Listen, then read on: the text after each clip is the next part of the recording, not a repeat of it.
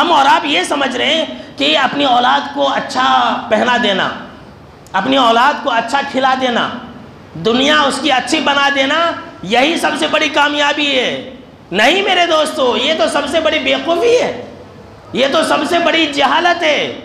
اس طرح سے تو جانور بھی اپنے اپنے بچوں کو پال لیتے ہیں۔ آپ نے دیکھا ہوگا جانوروں کو کہ وہ اپنے اپنے بچوں کو پال لیتے ہیں، پرورش کر لیتے ہیں۔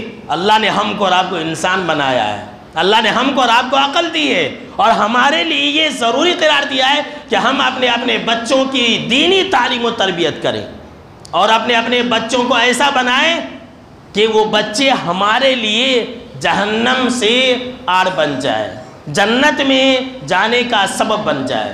اللہ خود قرآن مجید کے اندر کہہ رہا ہے کہ یا الذین آمنوا قوا انفسکم واہلیکم نارا، کہ اے ایمان والو تم اپنے آپ کو اور اپنی اولاد کو جہنم کی آگ سے بچاؤ۔ دیکھیے، سب سے پہلے اپنے آپ کو بچانا ہے۔ ہم اور آپ دوسروں کے بارے میں بہت فکر کرتے ہیں۔ ہر انسان آج کا کیسا ہے، یہ چاہتا ہے کہ وہ جو ہے پوری دنیا کو نمازی بنا دے، واٹس ایپ پر، فیس بک پر، سوشل میڈیا پر دینی میسیج اب اللہ کا ڈالتا۔ کتنے ایسے نوجوانوں کو میں دیکھتا فجر کے بعد جو ہے ایک سمجھ لیجیے کہ 6:30 بجے یہ لیجیے دھڑا در ایک 20-30 دینی پوسٹر ڈالتے، فجر کی نمازی کبھی نہیں پڑھتے۔